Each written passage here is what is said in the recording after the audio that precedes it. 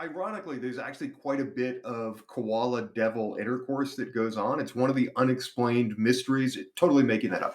No. So, as far as I know, can you imagine? You're like, and everybody's like, seriously, I'm Experiences for picturing this everyone, poor all little backgrounds, all koala. ages, all genders, and all walks of life deserve Before an we education. get started on Come be one of Facebook, us. Spark your. just if you wouldn't mind, Dr. Thomas Merritt, a quick introduction for the party people who might not know the legend of who you are at this stage. Oh, sorry. This is what happens as soon as I lose my footing. I just lose my footing completely. My name is Thomas Merritt. I'm a professor in the School of Natural Sciences at Laurentian University. I've been here for about 17 years. I run a lab looking at the genetics of stress response, mostly using fruit flies, Drosophila melanogaster, as a model, which is how Valent and I know each other. In the last, it's actually longer than I thought it was, but say 5 or 6 years, I've started doing more science outreach and writing about science. And so I do a fair amount of talking about science. In general, if I tell people that I would like to talk about the genetics of stress in fruit flies, get a lot of blank stares. But if I say, hey, do you like coffee? Then 80% of North America says, I do. And I'm like, would you like to know more about the biology of coffee? I would. And so that's been my hook for science communication. So that's who I am. So I'm Thomas Merritt. I'm a professor. I do genetics, most of the flies, and I talk about science. So we were talking about porcupine sex toys last time. Yes. And somehow we segued from that to let me tell you a cool story about devil face cancer. Right? And there must have been some connection in there. Okay. So I don't know what the connection was. So I think the connection is the Tasmanian devil facial cancer is seen as a sexually transmitted disease, and it is actually a sexually transmitted disease in a very atypical way. So the disease and it's abbreviated DFTD, so devil facial tumor disease, and it is horrible. So it looks terrible, and the basically what happens is the animals break out in these little tiny lesions. The lesions get really big, really big, really big, really big, to the point where the animal can't feed and it dies. The fatality rate is essentially 100%. The transmission rate is essentially 100%. And so this was described, I remember reading about it in sort of the early-ish kind of 2000s through the 2000 teens-ish. And it was really described as the end of Tasmanian devils. So Tasmanian devils are these marsupials that live in Australia. They look really vicious. It ends up that they're not particularly vicious. They look like they actually look a lot like a black possum. So if you picture a possum, slightly more fierce, fuzzy tail, and black instead of the various grays of North American possums, that's a Tasmanian devil. And a little bit of their sounds too. So we were chatting a little bit earlier that they make these scary sounds that when Westerners first came to the islands, they just heard it at night, and that was one of the naming conventions as to their Tasmanian devils because they sound scary.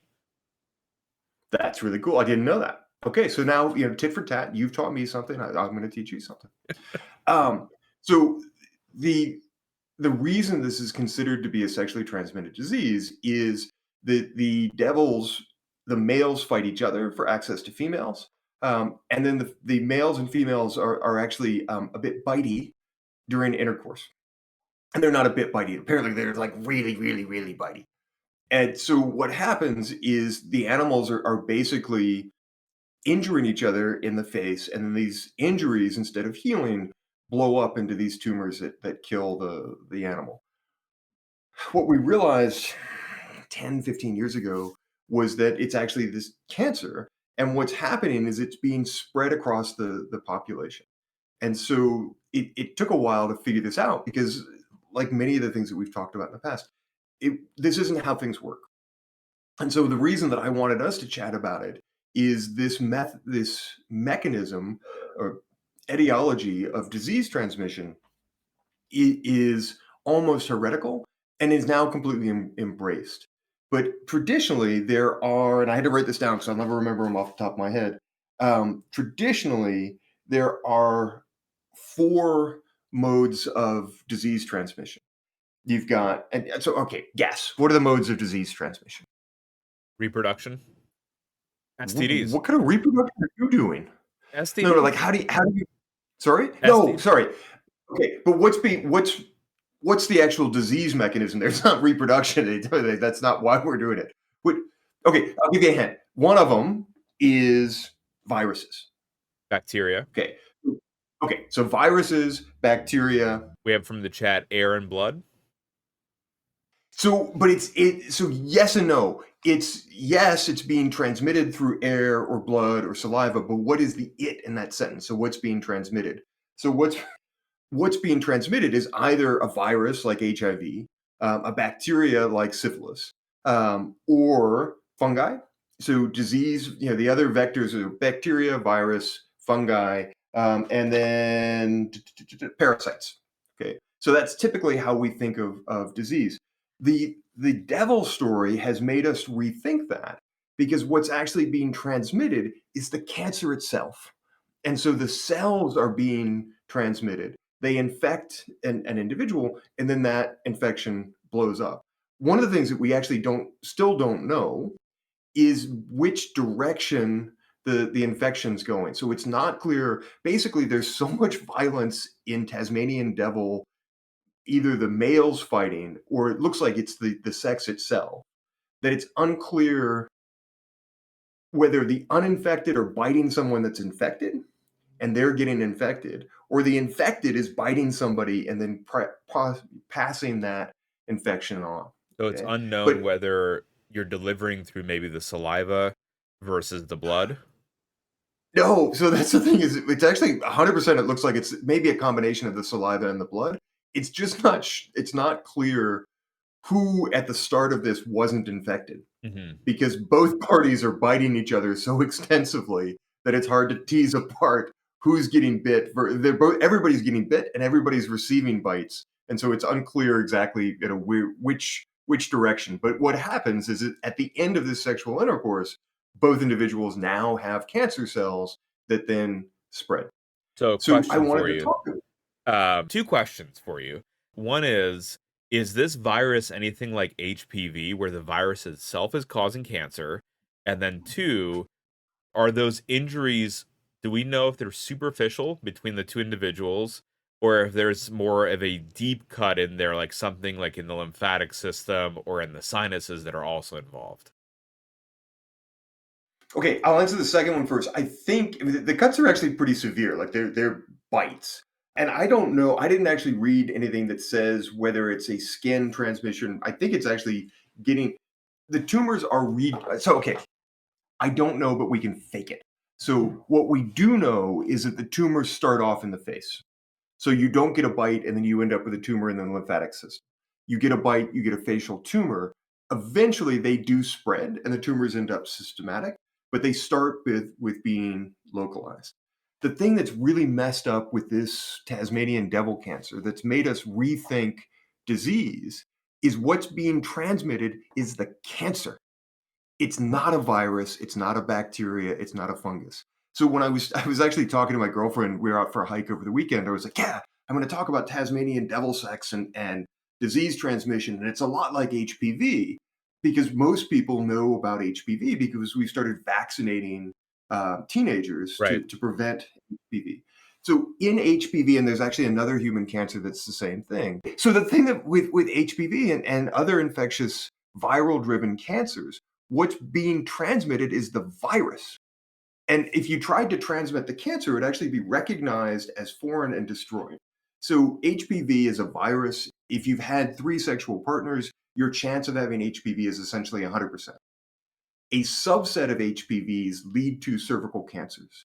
And what has been demonstrated really clearly is if we use vaccines to knock down HPV, we almost eliminate, and in some cases, eliminate cervical cancer. It's a super cool medical story.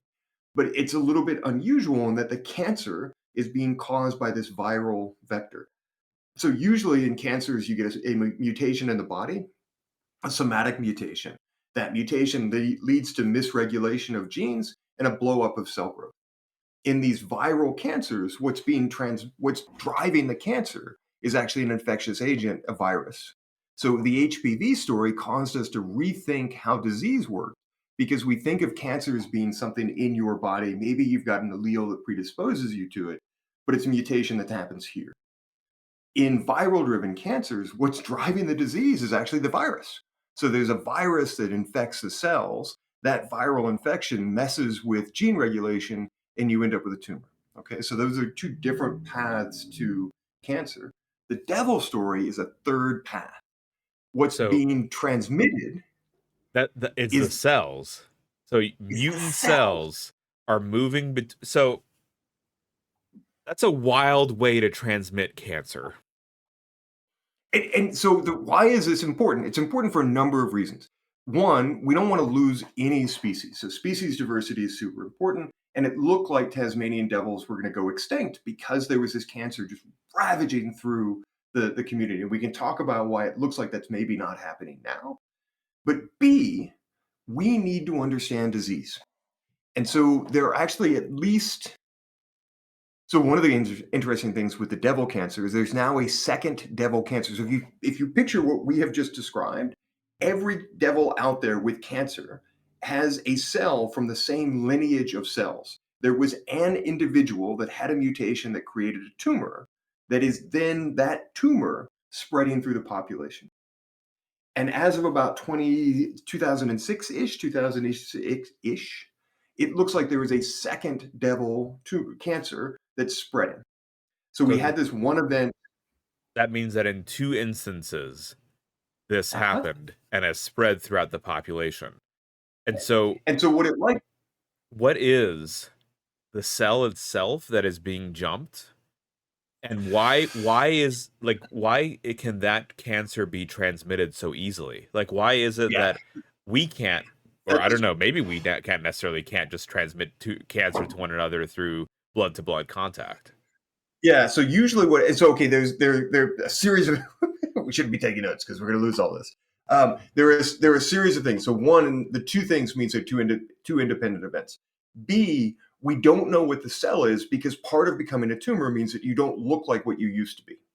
Right. So I was thinking about this too. Like, can we say what the cell was? I don't think we can. We literally could tell you the cell came from Bob, right? Because it's actually this lineage that now the lineage is mutating through time. And so it is changing. If you think back to when HIV was just like spreading wildly, we had all these different strains of HIV. There was an initial HIV infection, and then those infections spread in much like what you might call a species, except they don't exist. So the cancer tumor, there's diversity within that tumor, but it's just mutations that have accumulated since this tumor was initially established. There's a really great question of why this doesn't happen all the time. And most cancer cells are actually recognized as foreign and destroyed. And there's something about this facial devil tumor that the cells are not recognized as foreign and destroyed, and instead they grow. But what's growing is actually this clone. It's not so typical tumors, it's you gone crazy. In this case, it's a parasitic lineage of cells creating tumors throughout the body. So So we need to understand this. this lineage of cells. So when we talk about tumors in the past, right, we go and look and see like there's the mix of cell populations right within a given tumor. And that heterogeneity Yeah. or that mix makes it really hard to tackle because there's so many different cell Right. types that could be mutating.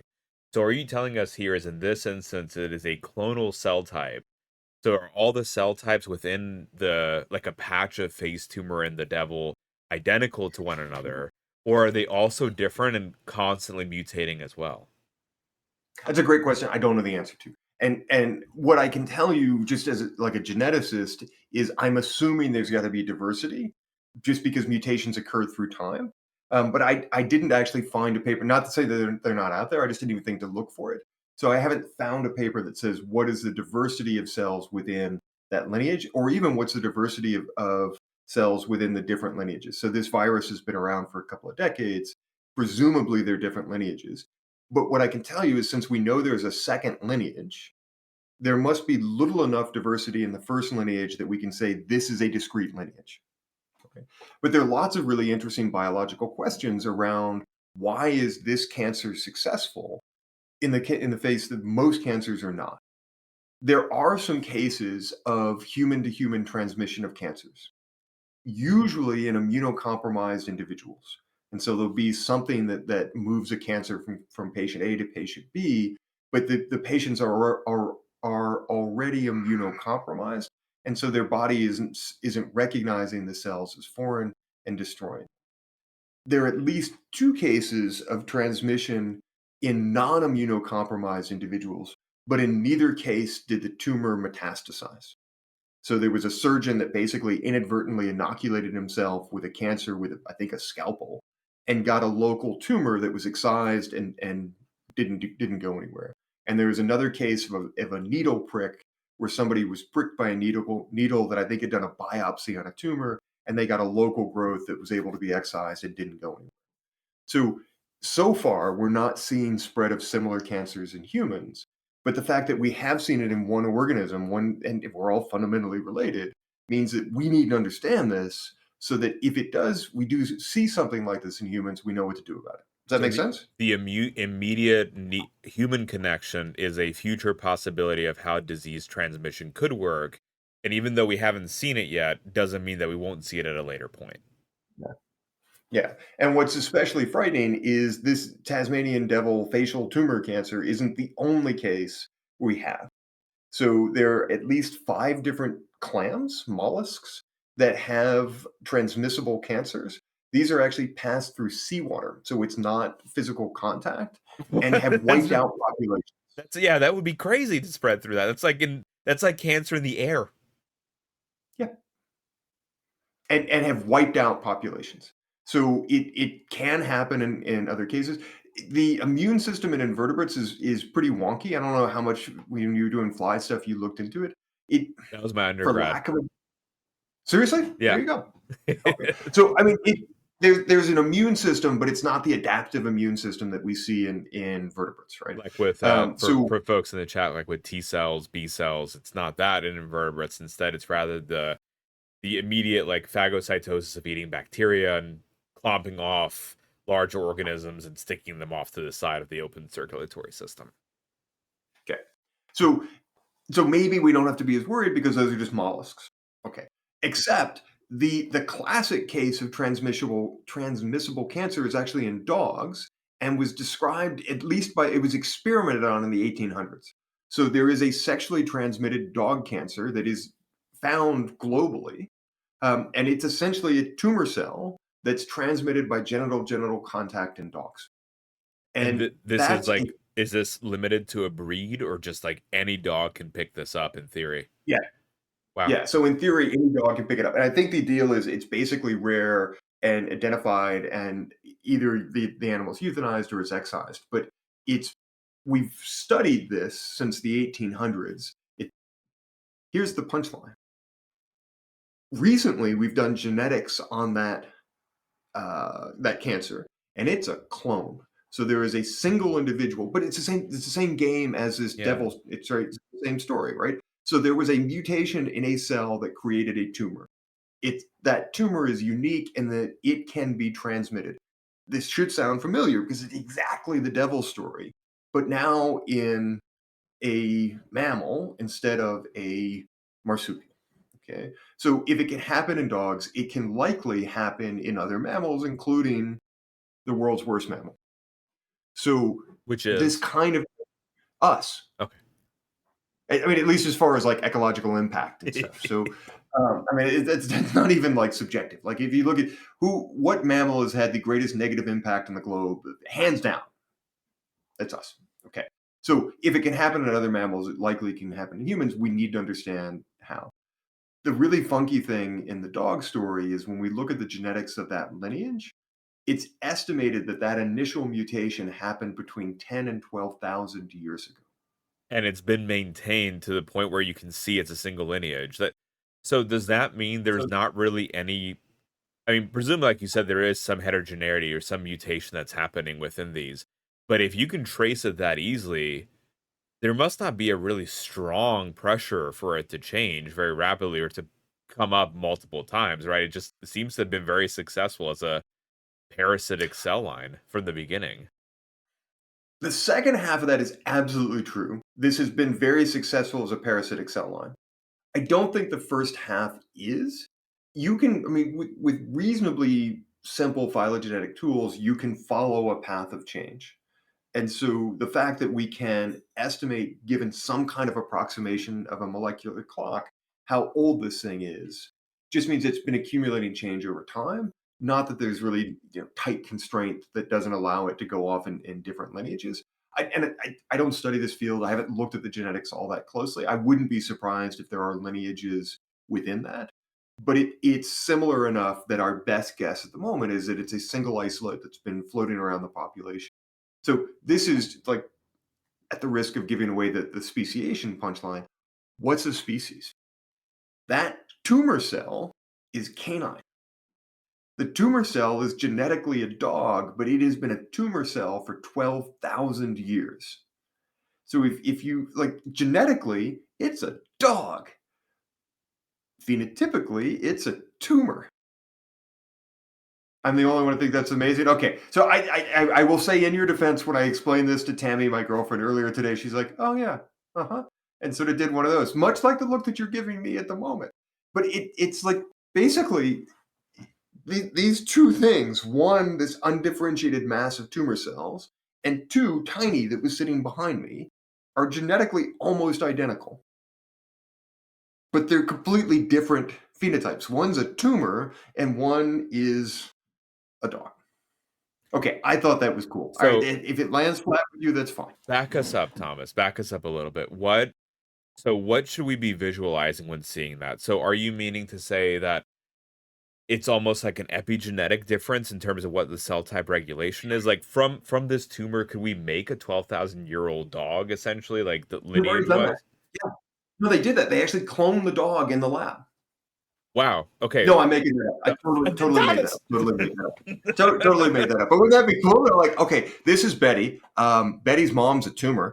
No, they didn't do that. But what I'm saying is, if I gave you a DNA sample and I said, hey, Belinda, what's this? You would run it through a DNA sequencer and you'd come back to me and say, it's a dog, sort of a messed up dog, but it's a dog. But it's not a dog, it's a tumor. So is that functionally different than if I were to take a cancer cell from a modern day human patient and compare it to a regular human cell?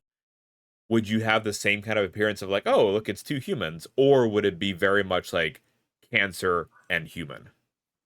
Great. No, 100%. You'd have that same overlap. The difference is this tumor has a lineage as a tumor that is 12,000 years old. So for 12,000 years, this cell line has been existing inside of a dog as a tumor. A series, not one dog, just to be clear. We don't have a 12,000-year-old dog, but a series of dogs. So it's been evolving. We have essentially genetically a 12,000-year-old tumor. Yep. So why? Why do we have this? Like what about it makes it right? Because if we're thinking about it too, in terms of when humans are going to be affected, right? What is it special about the dog and the Tasmanian devil Yeah. that facilitated for something like this to mutate and to evolve? Yeah. And are Yeah, we that's special, or is it going to happen to us too?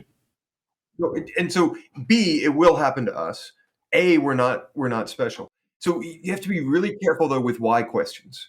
So there is no why, because a why question implies like a destination. This change happened so that this could happen. There is no destination. It's just that this change happened, and the impact of that change is this immortalized cell line. It's unusual in that this immortalized cell line is transmissible.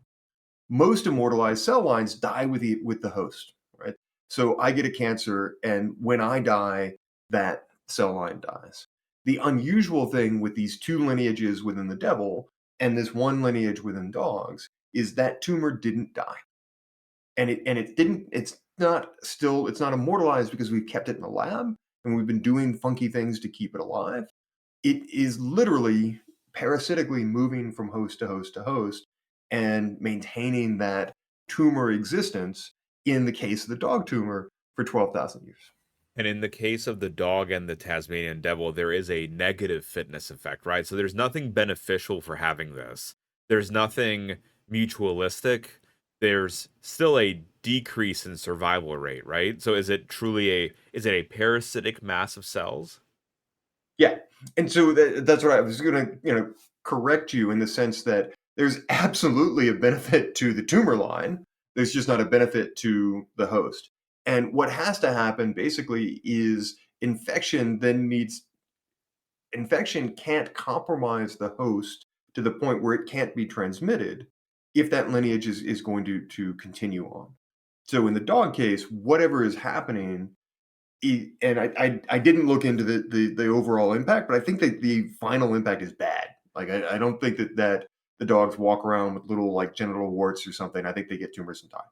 But the the impact happens after they have then spread that disease, So okay? it's they spread, but so when they're sexually active, they're presumably not showing signs of the symptoms, maybe of tumors, but the cells are there. The cells get passed, and then maybe they end up dying. So maybe something like these Tasmanian devils too, where you could have something like a low level tumor genesis, you have a mating event or the male aggression right over food resources, and then those Yeah. wounds allow the cells to pass. And presumably, like the ones that have huge faces wouldn't be partaking in like the fighting anyway because you'd be really sickly. Yeah, and that so there's gonna be at some point where the tumors are gonna take over and you won't be able to fight. I think I got it this right when I described it. The fighting is actually between males for females. So the misnomer with the devil thing is that most of their life cycle is actually pretty low key, but they are very violent when males fight each other for access to females, and then during copulation, the males and females both bite each other.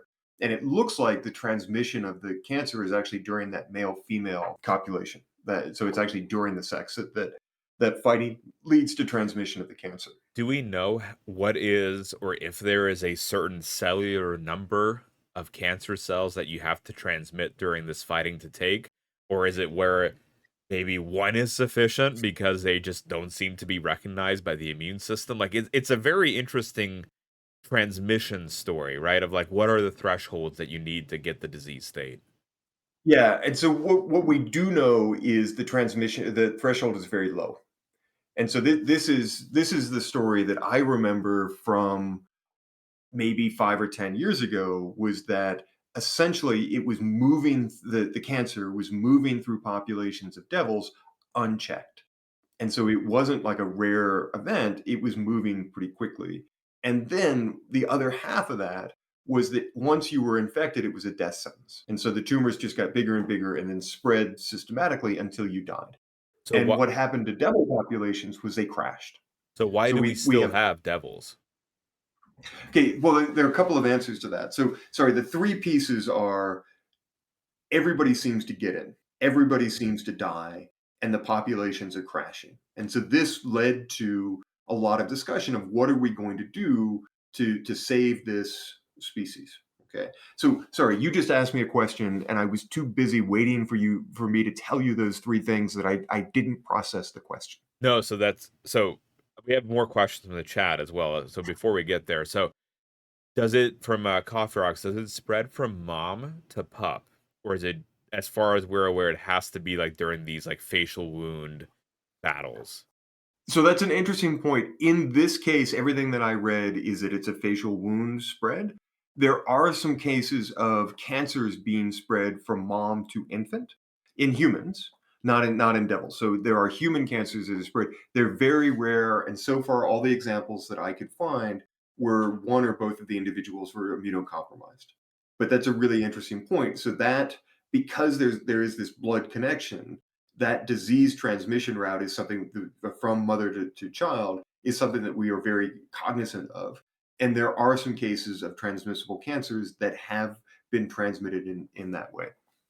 But that's not the case in the devil stuff. And then, do we know when this started happening in terms of the Yeah. Tasmanian devils? Like, is it a how modern is it? And then to get at your question, like we're seeing this happen. How do you decide, or how does a scientist decide when it's time to intervene or if it's something where this is a natural event that has occurred, Yeah. right? Yeah. Is it, I guess, is it number one? And then at what point is it important for us to intervene on something like this? Yeah. So those are really great questions. So the initial description of the condition was 1996. The description of the second lineage was 2006. So we've got a timeline on that. And my understanding is the crash of the populations correlates with that 96 initial description. The question about when we intervene is super cool. So it's actually super cool. Let me give up a plug. There is a book called How to Love a Forest by Ethan Tapper. And Ethan's coming here to Laurentian tomorrow to give a talk in my girlfriend's, is the director of the School of Architecture. And every year, the School of Architecture reads a book, and they have one school, one book. Super cool. Also, really cool. The last 2 years, the book has been my suggestion. Tammy doesn't broadcast that. I'm not an architect, so But we're all reading Ethan's book, How to Love a Forest, and Ethan's book is really well written. He's a young guy. He writes really beautifully. The point of his book is that we can't not intervene. And so he's a forester, but he's a restoration ecologist. He bought a couple hundred acres of really badly impacted forest in, I think, Vermont. And his initial thought was, I'm going to let the forest heal itself. And the conclusion that he came to is that we have messed up the planet and his forest as a representative so badly. We have messed up the planet so badly that we can't just not intervene. And so if when we finally drive ourselves extinct, the planet will go on. And it absolutely, the planet is going to outlive human beings. But while we're here, we have such an impact on the planet that we almost, if we want things to be maintained, we almost can't just leave it alone. It's really problematic because what the way that we intervene often leads to worse problems, but simply doing nothing can also lead to problems. So Ethan's book is a really great read on why we should be actively engaged with healing things and why, given the state of the world around us, we can't just say, I'm going to let the forest heal itself. So in this case, I think the decline of devils probably goes back to Cook. And that's not even true. The decline of devils probably goes back to the initial landing of modern humans on Australia. So as soon as humans hit any place, they start to modify the environment around them. So devil populations are really not sustainable because they're competing with humans. There's habitat fragmentation. We've introduced mammals, so not marsupials, that are out competing them. So the devils are already at a bit of an edge. And now we get this facial cancer that comes in.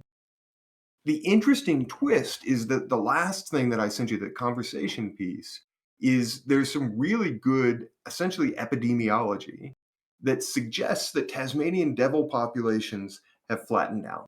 And so they definitely crashed when this cancer hit, but they seem to have flattened. In addition, what seems to be happening is some individuals, the tumors are now shrinking, which implies that the population is going to start to recover. Does that represent some type of immunity towards these cell lines, or what do we know? Where is that representing? So they're working on that. What it does seem to represent is resistant genotypes. And so we've got some set of genes that are involved in resistance to this cancer. And there seem to be genetic diversity within those and certain genotypes that are more resistant to others. And what's happening in the population is that we've essentially weeded out the individuals that are really susceptible. And what's left in the population are individuals that are more resistant, and they're beginning to increase through time. So that's not from human intervention. Is that just from natural dynamics of populations? Exactly.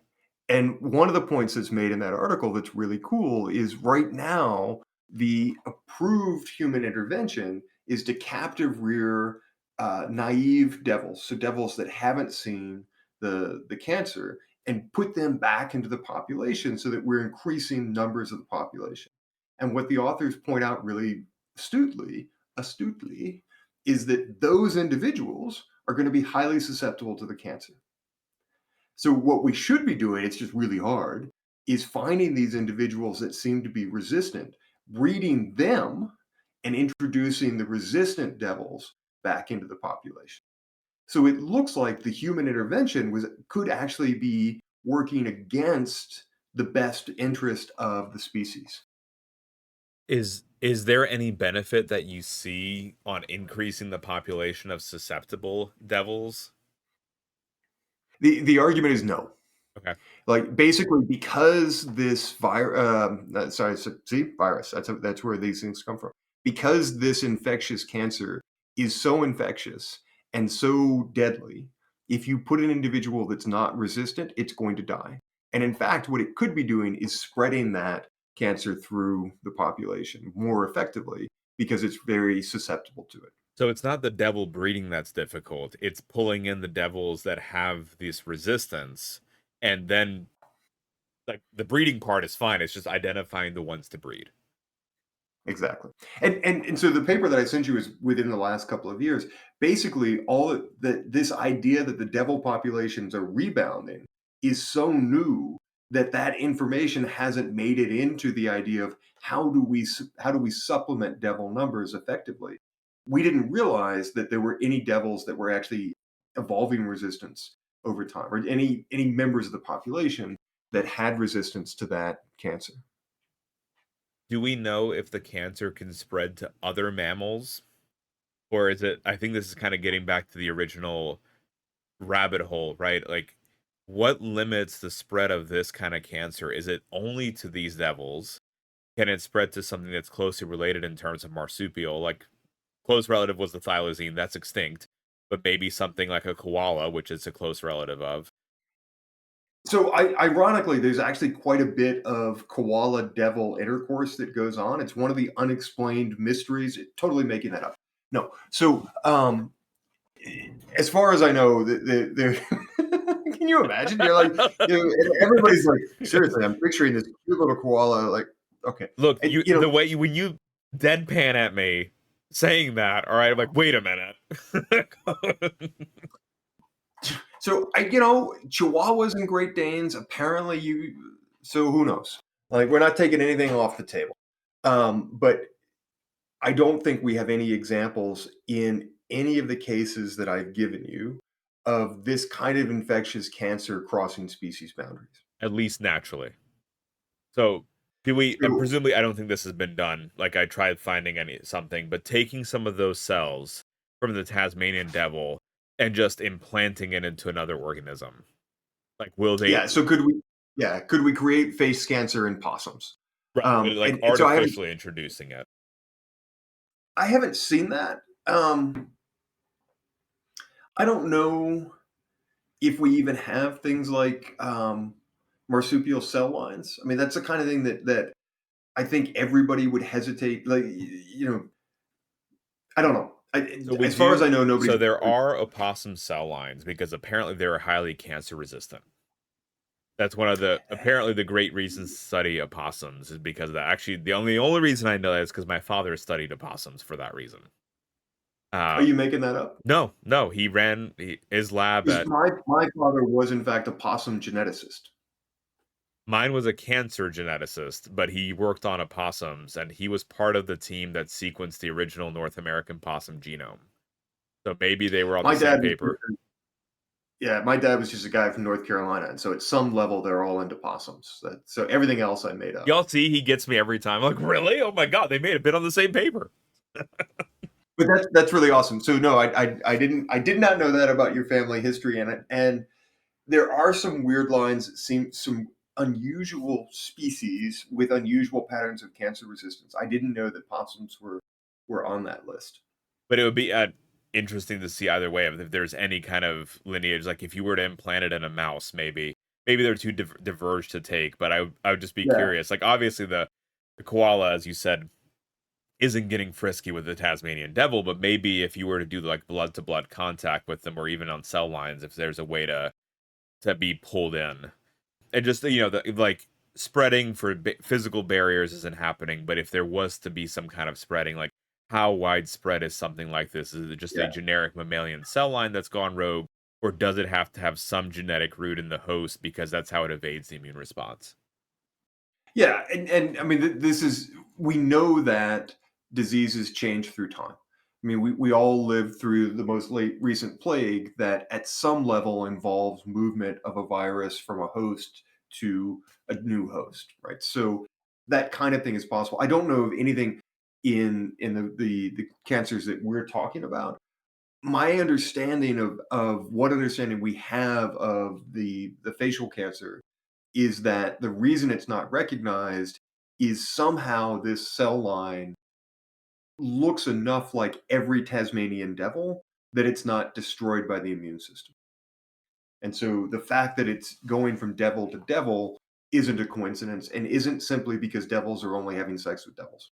That it's that relationship, the genetic relatedness, the reason that that cancer still looks like a devil even though it's been a tumor since at least 1996.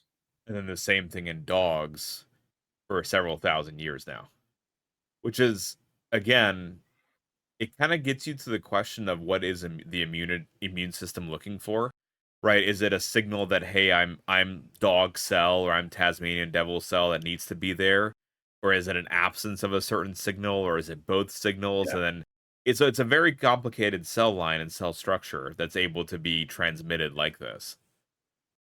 And disease is an arms race. So the reason that HIV took off was that HIV was able to move around the immune system and infect cells that were normally involved with killing off or destroying viral particles. So you just need a mutation here or a mutation there or a pair of mutations that allow whatever this infectious agent is to be slightly different than the way the immune system responds. So something in this facial cancer allows it to move, allows it to metastasize, to be tumorigenic. Because I mean, we haven't talked about this, but not every cell grows forever.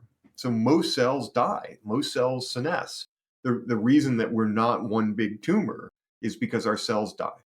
And tumors are bad, are pathogenic, because they don't die in the way they're supposed to, and that they grow in an uncontrolled fashion. So there are two components. You get a cell that essentially the cell line lives forever, and the cell line grows forever and isn't constrained. So there are a set of mutations that lead to those two things. In this devil cancer, what's happened is you've got something that has immortalized the cell line. You've got something that makes it tuberogenic, that ignores the normal constraints on growth, and then something else that makes it look enough like every devil that when that cell gets into the facial tissue of a new devil, it's not immediately destroyed because most foreign cells are immediately destroyed by the immune system. The method of action of how it's passed on is really, really fascinating. I it's hard to get over the image of these two animals that are fighting. They happen to bite each other and draw blood, and there's this transmission of some cells, and it leads to a face tumor. Yeah, and the other twist you can put it in, it looks like it's not when they're fighting. It's these two animals having sex, and while they're having sex, they're biting each other. I think we've all been there. But now you're actually transmitting cancer, not just leaving little love marks on your significant other. You've just passed on your cancer.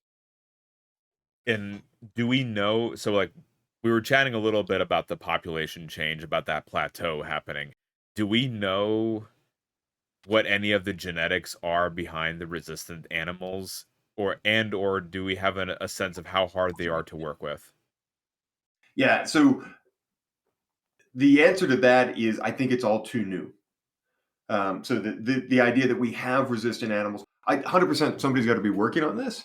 But my impression is that this is all new and this is like the new direction that the research is going in. I don't know how much work has been done trying to understand what makes this cell line so successful.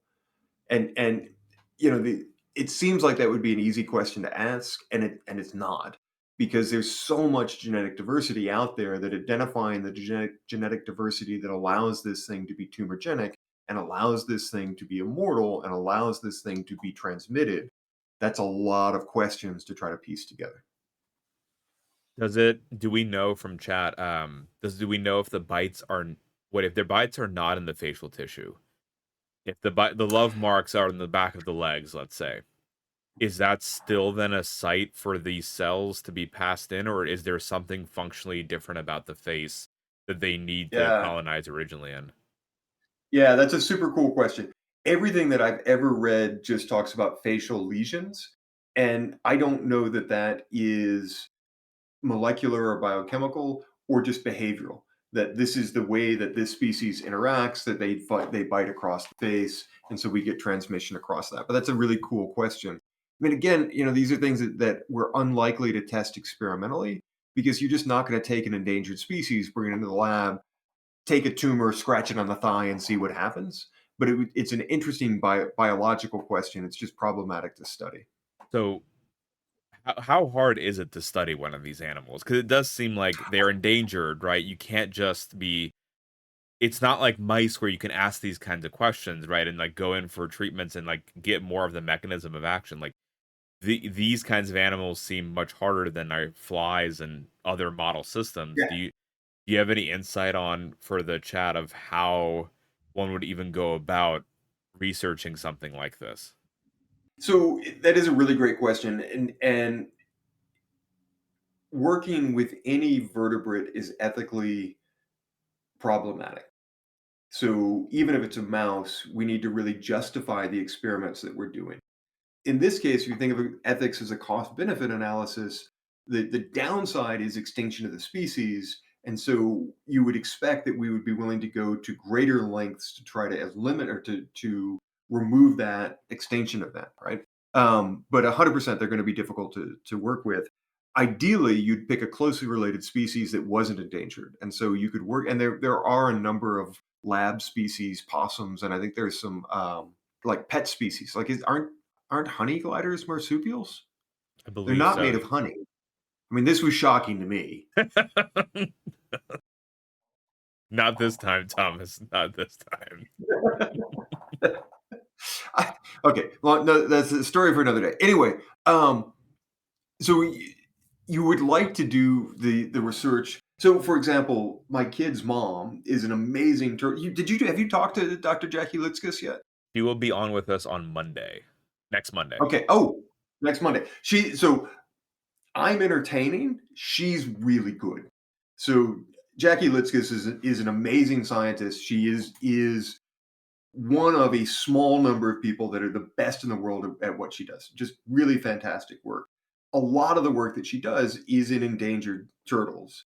There is, in some of the work, there are things that they can do in the lab with non-endangered turtles to try to understand, like, okay, what's doing this? Can we test it with painted turtles? Because painted turtles are one of the few reptiles that are not endangered. So talk to Jackie about those kind of things. Those are really interesting questions. Jackie is very much a field biologist and is an amazing field biologist. But there are times where you'd like to be able to do things in the lab. There are a lot of questions that we could only answer in the lab, and I don't think we have a lab system for devils. I know we don't have a lab model. I don't know how much breeding. So, like endangered turtles, there's a lot of breeding of endangered turtles that goes on in the lab, and they're actually relatively easy to breed in the lab. The issue is the reason they're endangered isn't the fact that they're hard to breed. It's they're endangered because their habitat is being just absolutely nuked. So with the devils, I don't know if they're hard to breed in the lab. The issue that we're running into is the breeding has been done with these naive individuals, not with individuals that we've just realized they're out there somewhere that are actually more resistant. And those are the individuals that we need to be expanding the population of. Yeah, we pulled up the science paper and it was demonstrating that they had identified this plateau in about 2020. Right. So it's still relatively new in terms of the sciences and then be able to it was a lot of genomics, so you can imagine like wild catching these animals, doing the genomic sequencing on them, trying to see if they're carriers for the resistance, and then bringing them back and breeding them is not something that's straightforward. Yeah, and it also happened in 2020. And so everything has been more challenging either in the middle of the plague or coming out of the plague, and that's definitely going to slow things down. I think the encouraging thing is that the individuals are there and that the populations seem to have plateaued. The issue though is an issue is that they've plateaued at really low numbers. And once you get really low numbers, it doesn't take A whole lot. So what if another pathogen comes through? What if there is, something like an avian flu, but now there's a marsupial flu. So the numbers are small enough that those populations become really fragile just based on a numbers game. So these populations that have become more inbred than before, the genetic variations lower, and so they're more susceptible to something else coming in. I just meant the numbers are smaller. And so if you had something that came in and killed off 10% of the population, if you've only got 500 individuals, losing 50 is a bigger deal than if you have 50,000 individuals. But you're also entirely correct. As soon as numbers start to plummet, you don't have the opportunity for as much random mating, and so you are going to get inbreeding and drift, and potentially have other negative impacts of that, things like greater disease susceptibility. Right. And so to tie it back to your original point today, Thomas, how does this connect to the species argument? So you were telling us to remember to ask you that near the end. What is the connection with this, and what is a species? So we sort of touched on this before. I mean, if you believe that there are such a thing as species, then one of the ways that you can identify the species is by their genome. So this species has this genome, this species has this genome. In the case of this immortal parasitic cell line, you now have something with exactly the same genome as a dog, but its phenotype is that it's a tumor. And so that's the twist. Like, is the tumor now a separate species because phenotypically it's so different than a dog?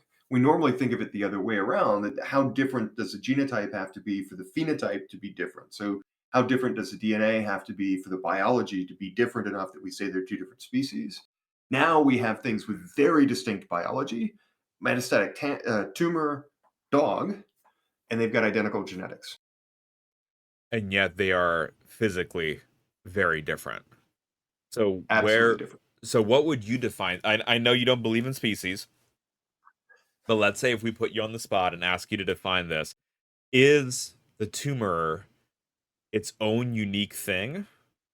Because and it's also it almost seems more like a parasite now than anything. It doesn't really come across as a dog. It's doing like classic parasitic behaviors, right, for how it needs to pass on its genetic information by infection.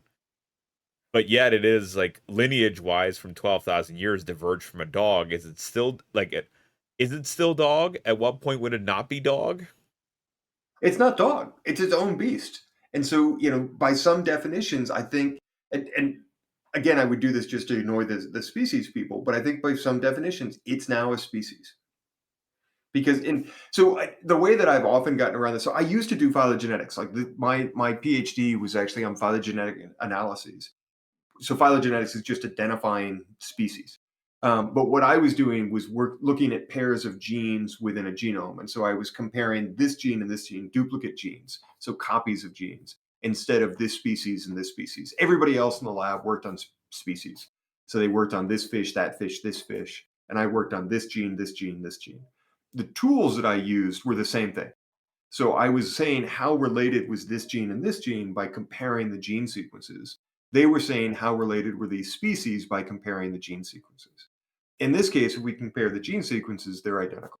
If you compare the biology, they're completely distinct. I think by some species definition, a 100% distinct biology means it's a different species. And yet the genetics are very, very close, if not No, they're identical. identical.